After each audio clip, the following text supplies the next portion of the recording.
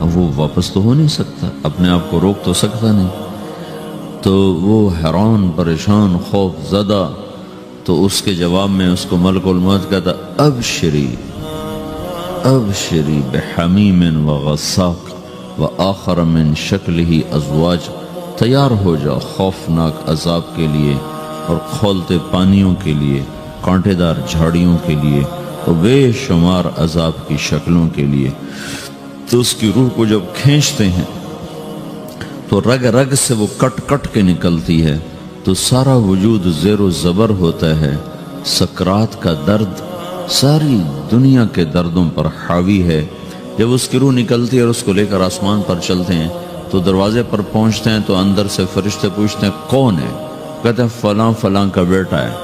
کہا نفس خبیثہ فی الجسد الخبیث، یہ تو وہی بدماش ہے جو بدماش جسم میں تھا، یہ وہ بدبخت روح ہے جو بدبخت جسم میں تھی، اس کے لیے آسمان کے دروازے نہیں کھول سکتے، اسے واپس کر دیا جائے۔ تو آسمان کے دروازے لا تفتح لهم ابواب السماء ولا يدخلون الجنة حتى يلج الجمل في سم الخياط، کہ ان کے لیے آسمان کے دروازے نہیں کھلیں گے اور ان کے لیے جنت کے دروازے نہیں کھلیں گے، پھر یہ وہاں سے نیچے گرائے جاتے ہیں جو اللہ کا قید خانہ ہے سجین۔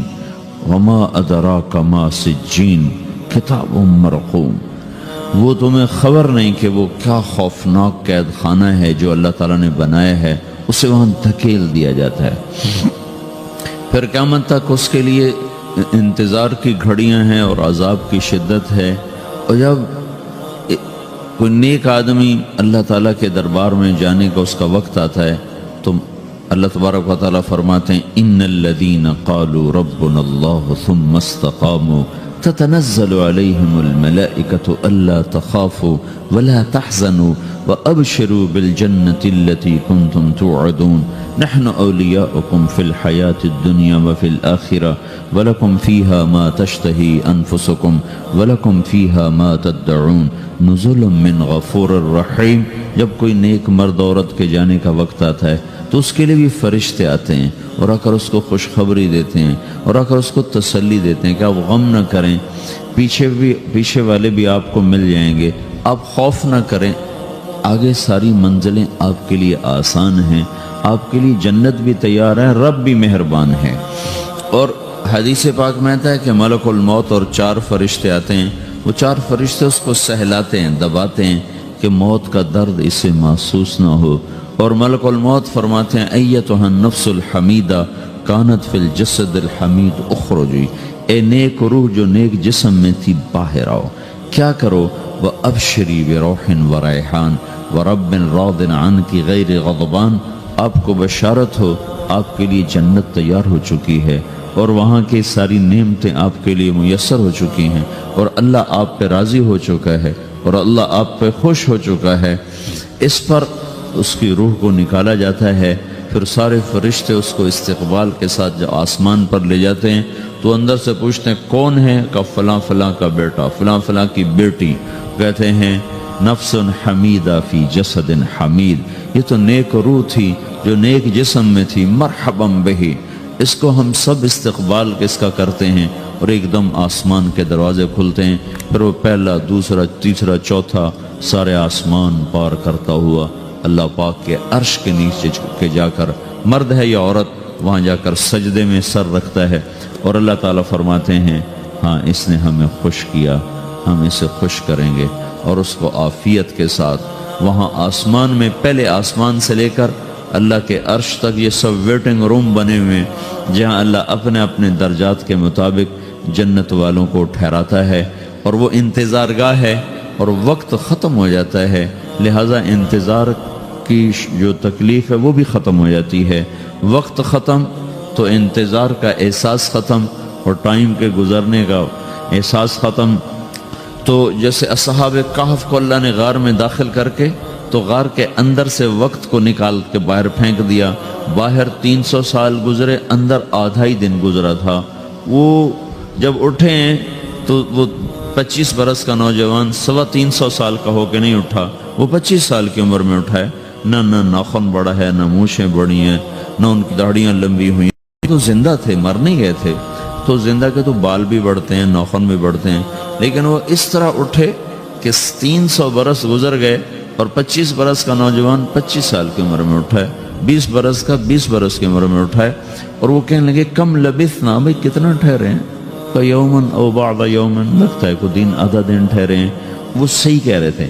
باہر اللہ تعالیٰ نے وقت کی گھڑی کو چلائے رکھا اور اندر غار میں اس کو سوئچ آف کر دیا، نکال دے، یہاں وقت کو داخل نہیں ہونے دیا، تو وقت کے گزرنے سے جو بھی اثرات مرتب ہوتے ہیں وہ ان پر مرتب نہیں ہوئے، تو وہ 20 آدھا ہی دن کے بعد اٹھے ہیں، باہر 300 سال، اندر آدھا دن۔ یہی کچھ اللہ تبارک و تعالیٰ برزخ میں کر دیتا ہے، وقت کو ختم کر دیتا ہے، گزرنے کا احساس نہیں ہوتا ہے۔ تو اس طرح میرے عزیزو، یہ دو موتیں ہر انسان دیکھتا ہے، یا وہ جنت کے فرشتوں کا استقبال دیکھتا ہے، یا جہنم کے فرشتوں کی مار اور پٹائی کو سہتا ہے۔ رابعہ بصری رحمۃ اللہ علیہ کا انتقال ہونے لگا تو انہوں نے رات کو فوت ہوئی، تو انہوں نے اپنی خادمہ کو بلا کے فرمایا کہ کسی کو بتانا نہیں، جب میں مر جاؤں تو پڑوس میں 2-4 کو بلا کر نا میرا جنازہ پڑھوا دینا، اور جس کرتے میں تہجد پڑھتی تھی وہی میرا کفن بنا دینا، اور صبح بے شک لوگوں کو بتا دینا، میرے مرنے کے بعد میری میت کو رکھنا نہیں، فوراً دبا دینا۔ تو جب ان کا انتقال ہوا تو انہوں نے پڑوس کے 2-4-10-20 آدمی بلائے اور ان کو تدفین تجہیز سب کچھ ہو گئی۔ صبح شور مچا کہ وہ رابعہ بصری کا انتقال ہو گیا۔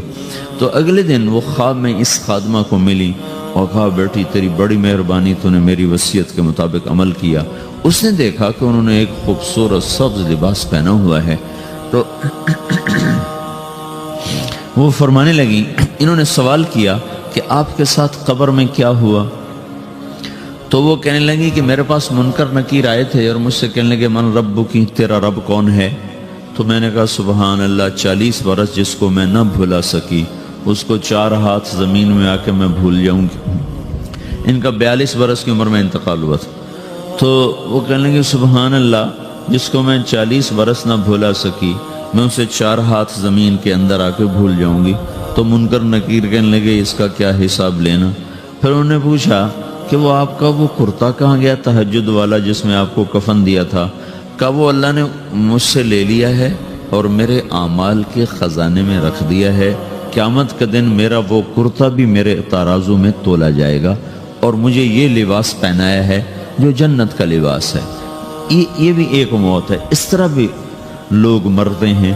اور دوسری بھی ایک موت ہے، ہمارے علاقے کی بتا رہا ہوں، اپنے علاقے کی۔ ایک زمیندار مر گیا، اس کی قبر کھودی، ساری بچھوؤں سے بھری ہوئی، ایسے جیسے چیونٹیاں پھر رہی ہوتی، تو انہیں وہ بند کر کے دوسری کھودی، ساری بچھوؤں سے بھری ہوئی، پھر وہ بند کر کے تیسری کھودی، ساری بچھوؤں سے بھری ہوئی۔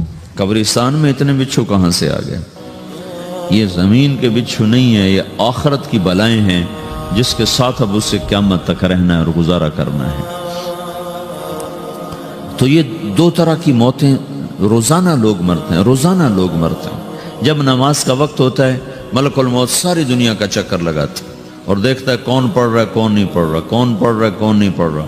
جو نماز کی پابندی کرتا ہے اس کی موت آسانی سے ہوتی، جو نماز میں غفلت کرتا ہے اس کے ساتھ موت کے وقت شدت اور سختی اختیار کی جاتی۔ تو بھائیو، یہ ایک جسم ہے، ایک روح ہے۔ روح باقی رہنے والی چیز ہے، جسم مٹ جاتا ہے، پھر اللہ سے قیامت کے دن نیا جسم عطا فرمائے گا، ایک نیا جسم دیا جائے گا۔ روح وہی ہے جو اللہ کے خزانوں میں جمع ہو جاتی ہے۔ نافرمان کی سیاہ کالی روح ہوتی ہے، فرما بردار کی روشن چمکدار روح ہوتی ہے۔ تو اللہ نے کچھ تقاضے جسم کے رکھے ہیں اور کچھ روح کے رکھے ہیں۔ جسم کے تقاضے پورے نہ کرو تو یہ پریشان ہو جاتا ہے، روح کے تقاضے پورے نہ کرو تو یہ پریشان ہو جاتی ہے۔ روح کی پریشانی جسم سے زیادہ ہے، چونکہ روح کی طاقت جسم سے زیادہ ہے۔ جسم مٹی سے بنا ہے، اس کی غذا بھی مٹی سے نکلتی ہے۔ روح آسمان سے ہے، اس کی غذا بھی آسمان سے ہے۔ روح کا تعلق جب تک اللہ سے نہیں جڑتا اس سے بھوک اور پیاس لگتی رہتی ہے۔ جسم کو جب تک روٹی اور پانی نہ ملے یہ تڑپتا اور پریشان رہتا ہے۔ جیسے اللہ تعالیٰ نے ہمارے جسم میں روٹی اور پانی کی طلب کو بے ساختہ رکھ دیا ہے۔ میں بیان کے دوران بھی پانی پی رہا ہوں، آپ دیکھ رہے ہیں کہ مجھے میرا حلق سوکھ جاتا ہے، مجھے طلب محسوس ہوتی ہے پانی، حلق سوکھتا ہے پانی کی طرف بھاگتے ہیں، بھوک لگتی ہم روٹی کی طرف بھاگتے ہیں۔ یہ ایک ایسا اندر میں آٹومیٹک سسٹم ہے کہ ہم اس کو آف نہیں کر سکتے۔ یہ سوتے سوتے بھی بھوک کی وجہ سے آنکھ کھل جاتی، سوتے سوتے پیاس کی وجہ سے آنکھ کھل جاتی ہے۔ یہ ایسا خود اللہ تعالیٰ نے ساختہ نظام بنایا ہے کہ آپ اپنے جسم میں روٹی اور پانی کی طلب کو نہیں نکال سکتے۔ میرے عزیزو، ٹھیک اسی طرح اللہ نے انسانی روح میں اپنی طلب رکھ دی ہے اور اپنے رسول کی طلب رکھ دی ہے۔ یہ دو طلب ایسی ہیں کہ یہ آپ کے جسم روح سے نکل نہیں سکتی۔ جیسے بھوکا روٹی نہ کھا لے، پیاسا پانی نہ پی لے، اسے چین نہیں آ سکتا۔ وہ روح جو اللہ اور اس کے رسول سے نا آشنا ہے، جب تک وہ وہاں تک پہنچ نہیں جاتی اسے چین نہیں آ سکتا، اس کا اندر پریشان رہے گا۔ 1997 میں جب جنید جمشید سے میری پہلی ملاقات ہوئی تو اس نے مجھ سے یہ سوال کیا کہ مولوی صاحب، ایک پاکستانی نوجوان جس گلیمر کو خوابوں میں دیکھتا ہے، وہ گلیمر تو مجھے زندگی میں ویسے ہی حاصل ہے۔ میرے چاروں طرف زندگی کا رقص ہے اور میری زندگی کی ہر خواہش، ہر السلام علیکم، ویلکم بیک ٹو مسلم سیرہ۔ ایسے ہی بیانات سننے کے لیے ہمارے چینل کو سبسکرائب کریں اور بیل آئیکن کو ضرور دبائیں۔ شکریہ۔ تمنا پوری ہے، اس کے باوجود میرے اندر اندھیرا ہے، میرے اندر خلا ہے۔ مجھے لگتا ہے میں وہ کشتی ہوں جس کا کوئی ساحل نہیں، جس کی کوئی سمت نہیں، جس کا کوئی گھاٹ نہیں۔ یہ کیوں ہے؟ میرے ساتھ تو ایسا نہیں ہونا چاہیے۔ ایک عام لڑکا تو کہتا ہے ہائے کاش یہ ہوتا، اس کو وہ نہیں ہو رہا تو پھر وہ پریشان ہے، ہائے یہ ہوتا، ہائے وہ ہوتا۔ تو میں تو ہائے نہیں کرتا ہوں، میری تو ہر لذت اور خواہش میرے سامنے تشتری میں سجا کے پیش کی جا رہی۔ میں کیوں ایسا کر رہا ہوں؟ میں ہائے ہائے کیوں کر رہا ہوں؟ میرا اندر ویران کیوں ہے؟ میرے اندر میں خلا کیوں ہے؟ یہ وہی خلا ہے کہ وہ روح کی پیاس کو شراب میں بجھانا چاہتا ہے، وہ روح کی پیاس کو لڑکی میں بجھانا چاہتا ہے، وہ روح کی پیاس کو موسیقی سے بجھانا چاہتا ہے، وہ روح کی پیاس کو دنیا کی رعنائیوں میں 5 سٹار ہوٹلوں سے بجھانا چاہتا ہے۔ روح کیا جانے روٹی کیا ہے، شراب کیا ہے، پانی کیا ہے، عورت کیا ہے، موسیقی کیا ہے، گھنگرو کیا ہے، پائل کیا ہے، چھنکار کیا ہے۔ روح کو ان چیزوں کی کیا خبر؟ امریکہ میں ہماری ایک جماعت تھی تو 4 لڑکے 2 لڑکیاں، 4 لڑکیاں 2 لڑکے مسلمان ہوئے۔ تو ایک لڑکے کا نام رکھا تھا ابراہیم، اور اس کو جب پڑھایا نا کلمہ، انہوں نے کہا ہائے، ان کے ہائے، اور دونوں ہاتھ یہاں رکھے سینے پر، دل پر، کہا ہائے۔ تو ہمارے ساتھی ہیں ڈاکٹر اختر، وہ کہنے لگے کیا ہوا کیا ہوا؟ کہنے لگا جب سے ہوش سنبھالا یہ جگہ خالی تھی، یہ تیرے کلمہ پڑھانے پر بھر گئی ہے کہ میری خوشی سے ہائے نکل گئی۔ یہ جگہ خالی رہے گی، یہاں شراب نہیں پہنچ سکتی، یہاں نغمہ اور موسیقی نہیں پہنچ سکتے، یہاں تالے لگے ہوئے ہیں، یہاں تک کوئی آواز نہیں جا سکتی۔ دل کے تاروں پر ایک ہی نغمہ چڑھ سکتا ہے اور وہ اللہ کی یاد کا ہے اور اللہ کی محبت کا ہے اور اللہ کے رسول کی محبت کا ہے۔ باقی کوئی مضراب ایسا نہیں جو ان تاروں کو چھیڑ سکے، باقی کوئی چیز، آواز ایسی نہیں جو دل کی دنیا پر جا کر دستک دے سکے۔ یہاں بند دروازے ہیں، یہاں صرف اللہ پہنچے گا، اللہ کے رسول کا تعلق پہنچے گا، باقی کوئی چیز یہاں نہیں جا سکتی۔ تو چونکہ آج ہمارا علم غلط ہو گیا، پنکھا بند کرو، ہمارا علم غلط ہو گیا ہے، تو ہم نے ان دنیا کی چیزوں کو سب کچھ سمجھ کر اس کی دوڑ لگانا شروع کر دی ہے۔ تو روح آسمان سے ہے، اس کا تعلق اللہ سے بناؤ بھائیو۔ اللہ کا تعلق پائے بغیر نہ کوئی مرد مکمل ہے نہ کوئی عورت مکمل ہے، اور چونکہ براہ راست اللہ کو کوئی پا نہیں سکتا، چونکہ وہ ہمارے سامنے نہیں، اس کے اور ہمارے درمیان لاکھوں کروڑوں پردے حائل ہیں، تو اللہ اپنے بندوں میں سے ایک کو منتخب کر کے اپنا رسول بناتا ہے، اس پر اپنا آپ کھول دیتا ہے، پھر اسے کہتا ہے جا لوگوں کو بتا کہ یہ زندگی اللہ کو پسند ہے۔ وہ اللہ کا جو رسول ہے وہ بندوں اور رب کے درمیان واسطہ بن جاتا ہے۔ اللہ نے ہمیں حضرت محمد صلی اللہ تعالی علیہ وسلم جیسا رسول دے دیا۔ اللہ تعالیٰ نے اپنا آپ کسی کو نہیں دکھایا، موسیٰ علیہ السلام پہ ایک تجلی پڑی، ان کو 40 دن ہوش نہیں آیا، 40 دن اللہ سے ضد کرنے لگے، رب ارنی انظر الیک، یا اللہ میں تجھے دیکھنا چاہتا ہوں۔ اللہ تعالیٰ نے کہا موسیٰ یہ ہو نہیں سکتا۔ موسیٰ علیہ السلام اللہ کے نبی نے فرمایا لاڈلے نبی تھے، اللہ پاک سے ضد کر لیا کرتے تھے، پھر کہنے لگے نہیں یا اللہ میں نے ایک دفعہ تو ضرور دیکھنا ہے۔ تو اللہ تعالیٰ نے کہا اچھا تم ایسا کرو، میں طور پہ تجلی ڈالوں گا، فَإِنِ اسْتَقَرَّ مَكَانَهُ فَسَوْفَ تَرَانِي، تو میں تجلی ڈالتا ہوں طور پر، اگر طور کھڑا رہا تو بھی دیکھ لے گا۔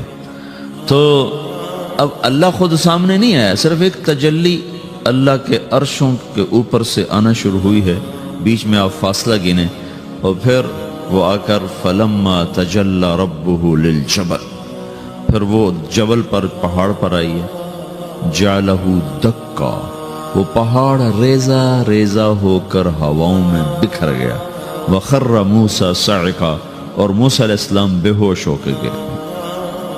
اور جب ہوش آیا فلما افاقا، ہوش آتے کہنے لگے سبحانک، یا اللہ تو پاک بے عیب، میں تیرے بارگاہ میں توبہ کرتا ہوں، میں واقعی نہیں دیکھ سکتا ہوں۔ ہاں کلام کا شرف ملا ہے، زیارت نہیں ہوئی۔ اللہ تعالیٰ نے حضرت محمد صلی اللہ تعالی وسلم کو مکہ سے اٹھایا اور بیت المقدس تک پہنچایا سواری پر، کہ دنیا اسباب کی ہے، یہاں سبب اختیار کیا، سواری کے پر بٹھا کر وہاں پہنچایا، اور اس کے بعد جب اوپر بلایا ہے تو پھر براق کی ضرورت نہیں پڑی، اوپر قدرت کا جہان ہے، اوپر اپنی قدرت سے بلایا ہے۔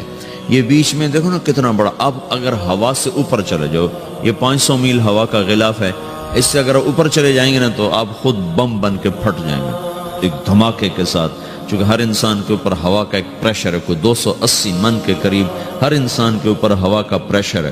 اس پریشر کو توڑنے کے لیے میرے اندر خود ایک پریشر بنا ہوا ہے جو اس کو توڑ رہا ہے۔ جب یہ ہوا کا پریشر میرے اوپر سے ریلیز ہو جاتا ہے تو میرا اندر کا اپنا پریشر بم کی طرح پھٹے گا اور مجھے پرزے کر دے گا۔ اس لیے وہ خلائی لباس بنایا جاتا ہے جس میں وہ مصنوعی پریشر دیا جاتا ہے تاکہ اوپر جا کر یہ پھٹ نہ جائیں۔ ہمارے نبی جس کرتے اور تہمد میں تھے اسی کرتے اور تہمد سے بیت المقدس سے چلے ہیں اور ہوا کو نہیں پار کیا، 7 آسمان ہی پار کر لی۔ اور پہلے آسمان پر حضرت آدم علیہ السلام نے استقبال کیا ہے، اور دوسرے آسمان پر حضرت عیسیٰ علیہ السلام، زکریا علیہ السلام، یحییٰ علیہ السلام نے استقبال کیا ہے، تیسرے آسمان پر حضرت یوسف علیہ السلام نے استقبال کیا ہے، چوتھے پر حضرت ادریس علیہ السلام نے استقبال کیا ہے، 5ویں پر ہارون علیہ السلام نے استقبال کیا، اور 6 پر موسیٰ علیہ السلام نے استقبال کیا، اور 7ویں آسمان پر ایک بیت اللہ دیکھا ہے جس کا طواف ہو رہا ہے۔ استقبال کو کوئی موجود نہیں، ایک بڑے میاں ایسے ٹیک لگا کے بیت اللہ کی یوں ٹیک لگا کے بیٹھے ہیں، گوٹھ مار کے، دونوں ہاتھوں کے ایسے گوٹھ مار کے بیٹھے ہیں، ان کی سفید داڑھی ہے، وہ نہیں اٹھے ہیں۔ باقی تو نبی بھی سامنے کھڑے ہوتے تھے استقبال کو، لیکن یہ بزرگ نہیں اٹھے ہیں۔ تو آپ نے پوچھا یہ کون بزرگ ہیں؟ تو جبریل نے کہا یہ آپ کے دادا ابراہیم علیہ السلام ہیں۔ آپ خود چل کے آگے گئے ہیں، وہ قریب آئے تو آپ وہ اٹھے اور آپ کو گلے لگایا، ماتھا چوما، پیار کیا۔